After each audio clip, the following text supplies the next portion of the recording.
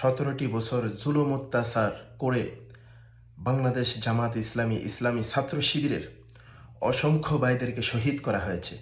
বাংলাদেশের জামাত ইসলামের আমাদের সেই শীর্ষস্থানীয় সকলদেরকে ফাঁসি দেওয়া হয়েছে।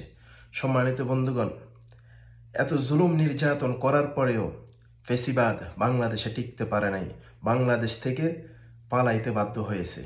আবারও যারা জামায়াতের উপরে, ইসলামী ছাত্র শিবিরের উপরে চোখ রাঙ্গাইতে চায়, তাদেরকেও হুঁশিয়ার করে বলতে চায় যে স্বৈরাচার আওয়ামী লীগের যেভাবে পতন হয়েছে, আপনারা যারা আবারও শিবির জামায়াতের উপরে আক্রমণ করে কথা বলছেন, জুলুম করতে চাচ্ছেন, আপনাদের পরিণতি সেম আওয়ামী লীগের মতো হবে ইনশাল্লাহ। মুনাফিকের মৃত্যু বারবার, মাজলুম মোমেনদের মৃত্যু হয় একবার। আমরা আল্লাহ ছাড়া কাউকে ভয় করি না।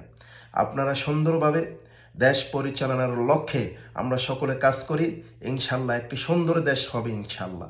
আমরা আমাদের বাংলাদেশকে ভালোবাসি, এই বাংলাদেশ আমার, আমরা আমাদের মন থেকে ভালোবাসতে হবে দেশকে। আমরা যারাই ক্ষমতায় যাই, দুর্নীতি, চাঁদাবাজ এগুলো বেড়ে যায়, এগুলো দূর করতে হবে। সোনার বাংলাদেশ গড়তে হলে সকল ভেদাভেদ ভুলে গিয়ে সুন্দর একটি দেশ যদি আমরা গড়তে চাই, আমরা এক কাতারে দাঁড়িয়ে আমরা বাংলাদেশটিকে একটি সুন্দর একটি দেশে নিয়ে যেতে পারবো ইনশাআল্লাহ। আসসালামু আলাইকুম রহমতুল্লাহ।